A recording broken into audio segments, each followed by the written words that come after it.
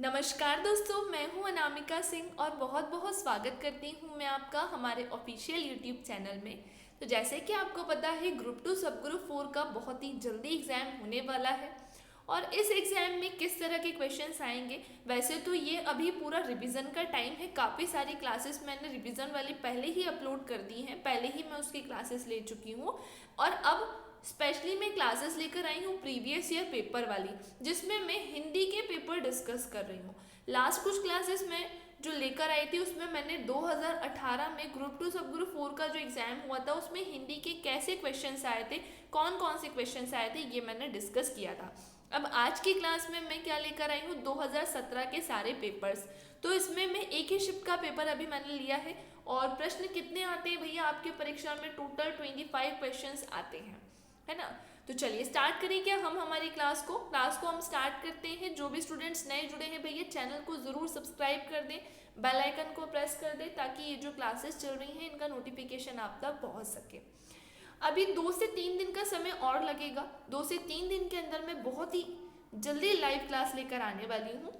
मेरी कोशिश यही है कि मैं लाइव क्लास लेकर आऊँ ताकि आप लोगों के जो डाउट्स रहते हैं आप उसी टाइम उस डाउट को सॉल्व कर सकें। आपको यदि किसी प्रश्न में डाउट है तो वो उसी टाइम आपका डाउट क्लियर हो जाए, तो बहुत जल्दी लाइव क्लास स्टार्ट होगी।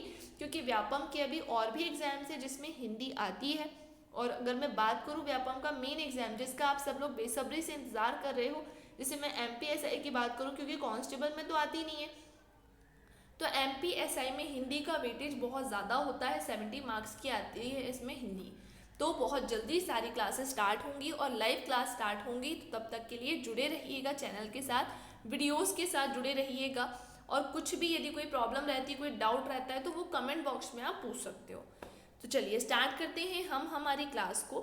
फर्स्ट क्वेश्चन आपके स्क्रीन पर है कि इमा प्रत्यय रहित शब्द चुने। प्रत्यय रहित बताना है, रहित मतलब जो साथ में ना हो और सहित मतलब जो साथ में हो, ठीक है। अच्छा, प्रत्यय क्या होता है, एक एक चीज़ को क्लियर करते हुए चलूंगी मैं। जैसे प्रत्यय क्या होता है, तो ये शब्द के पीछे लगता है। कहाँ लगता है, तो ये शब्द के पीछे लगता है, ठीक है।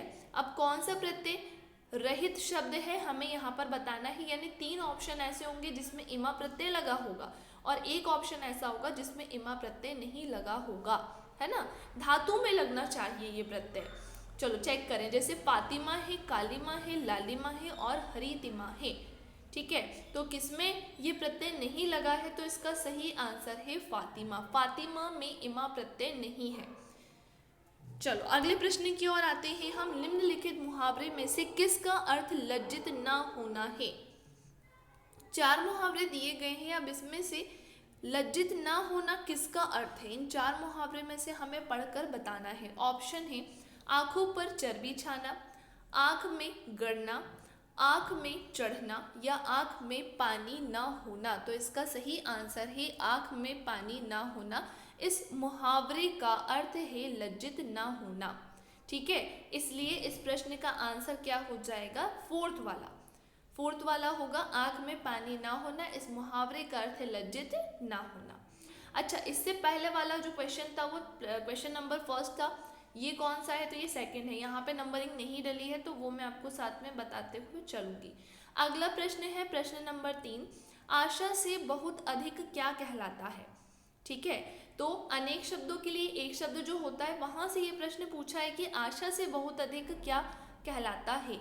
अप्रत्याशित, आशावान, प्रत्याशित या आशातीत। तो इस प्रश्न का हमें सही आंसर देखना है और इसका सही आंसर क्या है, तो भाई इसका सही आंसर है आशातीत। आशा से बहुत अधिक कहलाता है आशातीत। तो क्वेश्चन नंबर 3 का आंसर क्या हो जाएगा, फोर्थ वाला। अगले प्रश्न की ओर आते हैं। कुमार का एक अर्थ है। कुमार के कई सारे अर्थ होते हैं, लेकिन अब इसमें 4 ऑप्शन दिए गए हैं, चारों में से हमें एक अर्थ बताना है कि निम्न में से कौन सा कुमार का एक अर्थ है, यानी कोई 3 तो नहीं होंगे। कौन सा प्रश्न है, तो ये है प्रश्न नंबर 4। तो इसका सही आंसर क्या होना चाहिए, तो इसका सही आंसर है तोता। कुमार का एक अर्थ क्या है, तो इसका एक अर्थ तोता भी होता है। तो ये इस तरह के प्रश्न भी आपको देखने को मिलेंगे आपकी परीक्षा में, आप आसानी से स्कोर कर सकते हो। ऐसा कोई डिफिकल्ट पेपर ग्रुप 2 सब ग्रुप 4 में हिंदी का नहीं आता है। हिंदी अच्छी स्कोरिंग आती है, आप इजीली 25 में से 25 नंबर ला सकते हो यदि आप थोड़ी बहुत हिंदी की जानकारी रखते हो या आपने टॉपिक्स कुछ पढ़े होंगे तो। आप प्लेलिस्ट में जाकर ज़रूर देखिएगा, मैंने एक वीडियो ऐसी भी बनाई थी जिसमें हिंदी के टॉपिक डिस्कस किए थे कि ग्रुप 2 सब ग्रुप 4 में कौन कौन से टॉपिक आपको पढ़ने होंगे। यदि आपने देख लिया हो तो ठीक, वरना एक वीडियो में डिस्क्रिप्शन वाली भी लेकर आऊँगी कि पर्टिकुलर उस टॉपिक में कैसे क्वेश्चंस उठते हैं, तो हमें किस चीज़ पर मुख्य रूप से ध्यान देना होगा। चलो आओ प्रश्न नंबर 5 की तरफ। अब सही विलोम युग्म नहीं है, निम्न में से कौन सा सही विलोम युग्म नहीं है?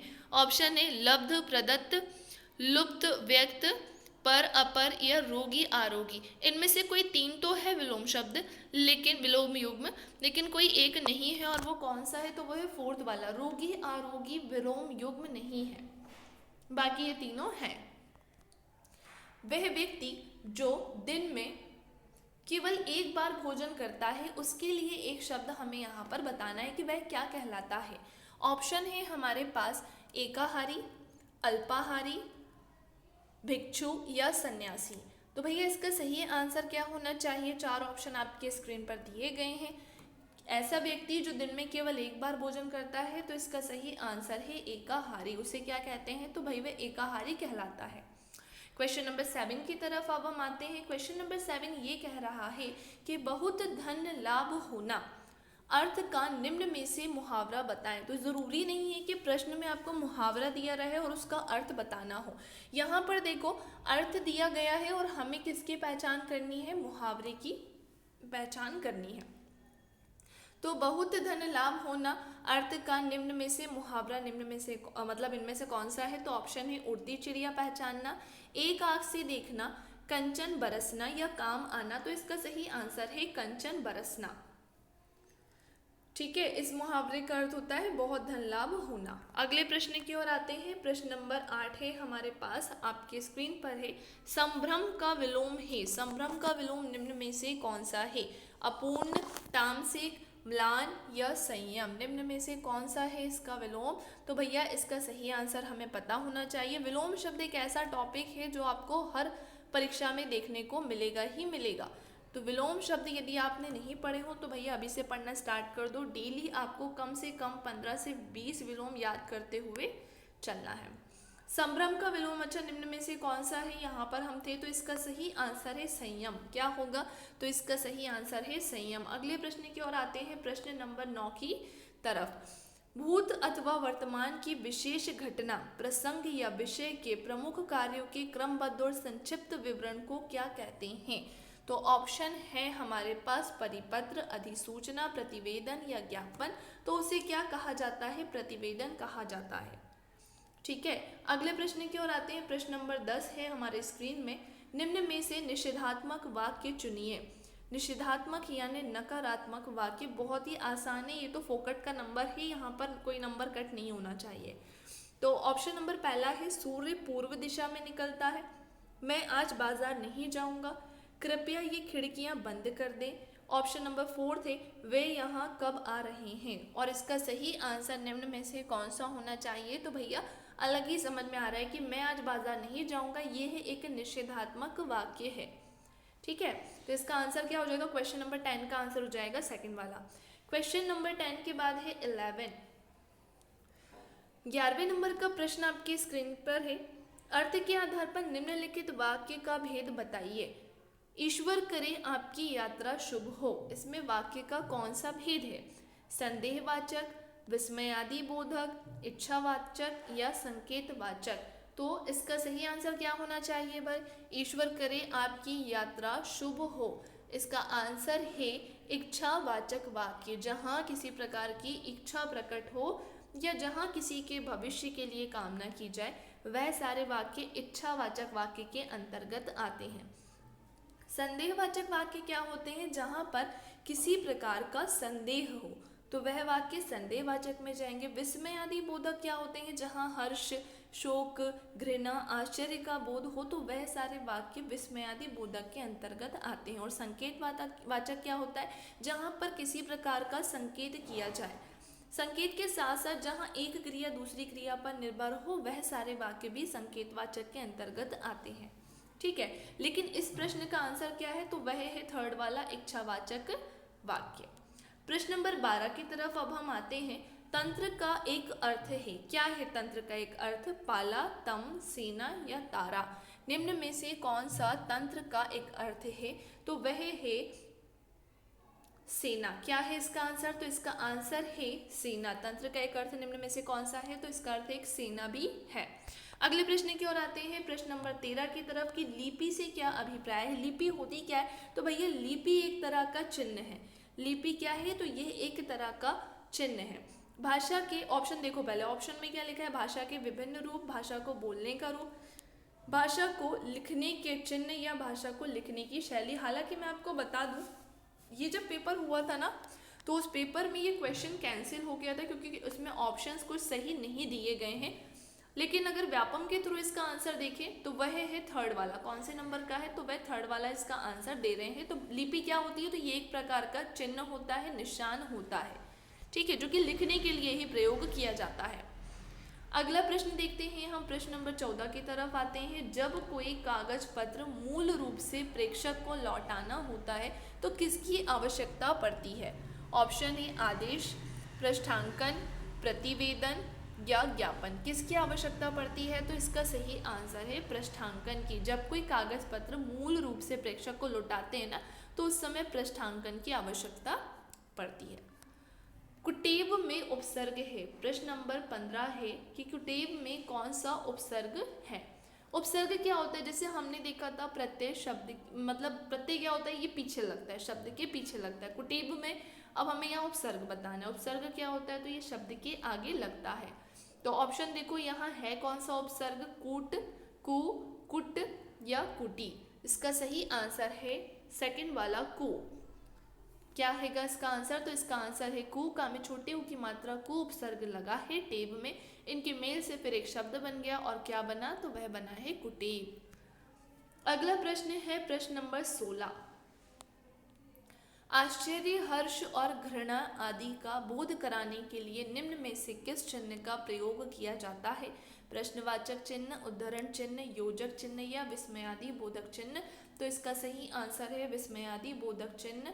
अभी मैंने आपको बताया था जहाँ पर हर्ष की बात हो, शोक की बात हो या घृणा की बात हो, वह सारे वाक्य विस्मयादि बोधक के अंतर्गत आते हैं, ठीक है। अगले प्रश्न की ओर आते हैं। प्रश्न नंबर 17 आपके स्क्रीन पर है। आई होप आपको चीज़ें क्लियर हो रही हों। जैसे कि ये क्वेश्चंस बढ़ते जा रहे हैं, कुछ क्वेश्चंस आपको डिफिकल्ट भी लग रहे होंगे, लेकिन अगर आपकी प्रैक्टिस है, आपको हिंदी का थोड़ा ज्ञान है या आपने टॉपिक्स पूरे पढ़कर रखे हैं, तो आपसे क्वेश्चंस बन रहे होंगे। मोस्टली क्या होता है, व्यापम में क्वेश्चंस रिपीट होते हैं, तो मैं हमेशा यही बोलती हूँ कि ज़्यादा से ज़्यादा प्रीवियस ईयर पेपर लगाओ, ताकि आपको आइडिया लगे कि कौन कौन से क्वेश्चंस रिपीट हो रहे हैं और क्या चीज़ ज़रूरी है, क्या चीज़ ज़रूरी नहीं है ना।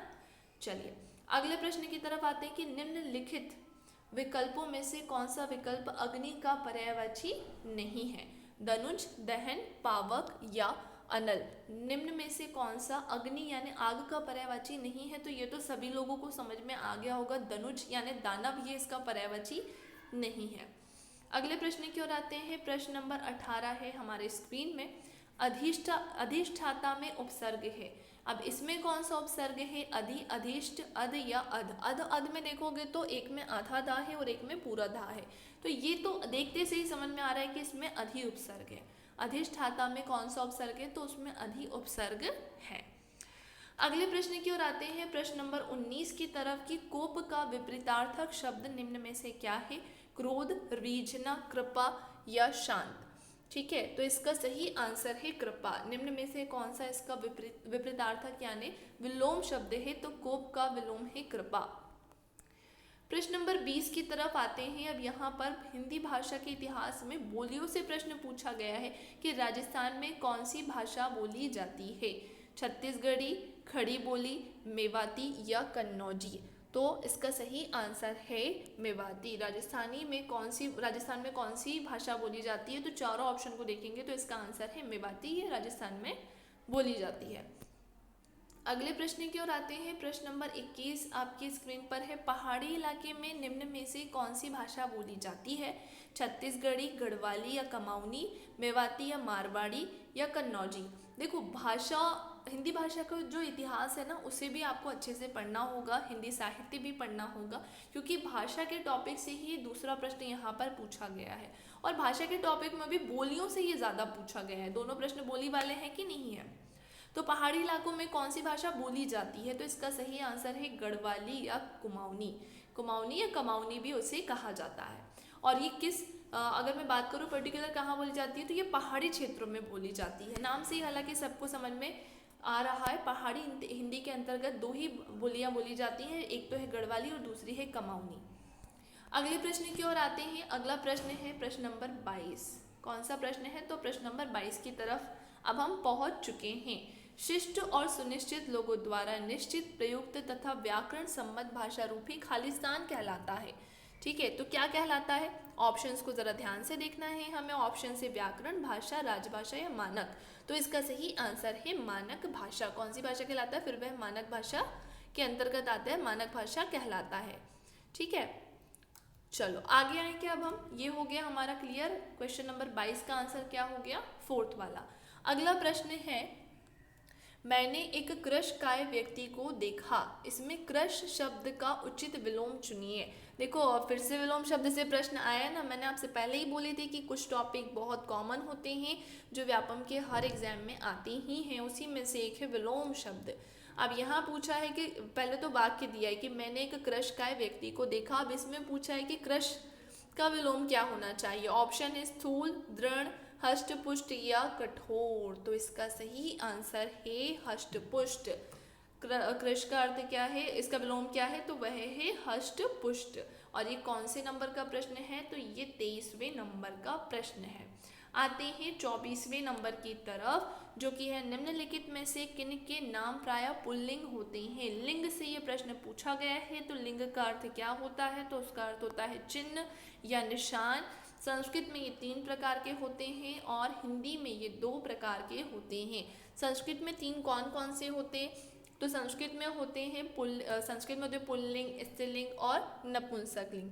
हिंदी में कौन कौन से होते हैं, तो हिंदी में ये होते हैं स्त्रीलिंग और पुल्लिंग, 2 ही होते हैं, नपुंसकलिंग इसमें शामिल नहीं होता है। ठीक है, तो अब क्वेश्चन नंबर 24 में बताना है कि निम्न में से प्रायः कौन पुल्लिंग ही होता है। तो भाषाओं के नाम रहते हैं क्या, नदियों के नाम रहते हैं, दिनों के नाम रहते हैं या तिथियों के नाम रहते हैं, तो इसका सही आंसर है दिनों के नाम। आज के अंतिम प्रश्न की और आई थिंक इतने ही क्वेश्चंस थे, 24 ही हैं क्या, या तो फिर कुछ काउंटिंग में प्रॉब्लम हुई होगी। हालांकि आपकी परीक्षा में 25 प्रश्न ही पूछे जाते हैं, 25 क्वेश्चंस ही पूछे जाते हैं, इसमें भी इतने ही होंगे, मैंने शायद नंबरिंग कुछ गड़बड़ की है। ठीक है, चलिए आज की क्लास यहीं पर स्टॉप करते हैं। आई होप आपको चीज़ें क्लियर हो गई होंगी और आपको काफ़ी कुछ समझ में आ गया होगा। 2 से 3 दिन का समय दीजिए, बहुत जल्दी लाइव आती हूँ। आपके जितने भी डाउट्स हैं, जो भी प्रॉब्लम्स हैं, उसे भी हम सॉर्ट आउट करेंगे। कैसे किस एग्जाम की तैयारी करें और कैसे हम मोटिवेट रहें, ये भी मैं उस लाइव क्लास में डिस्कस करूँगी। तो अभी जो ये क्लासेस चल रही हैं उसी को कंटिन्यू रखो, फिर 2 से 3 दिन में हम लाइव भी मिलेंगे। बाकी कोई डाउट हो तो कमेंट बॉक्स में, कमेंट सेक्शन में ज़रूर आप कमेंट करके बता सकते हो कि मैम मुझे इस क्वेश्चन में डाउट है, तो वो मैं हमेशा की तरह आपको क्लियर कर दूंगी। तो फिर मिलते हैं हम नेक्स्ट क्लास में। वीडियो पसंद आए तो इसकी लिंक अपने दोस्तों के साथ शेयर करना नहीं भूलना है। वैसे तो आपको ज़्यादा से ज़्यादा इसे शेयर करना है और इसे लाइक भी करना है, और कोई न्यू है तो भैया चैनल सब्सक्राइब करके बेल आइकन प्रेस करके जाइएगा। ठीक है, चलिए मिलते हैं फिर हम नेक्स्ट क्लास में।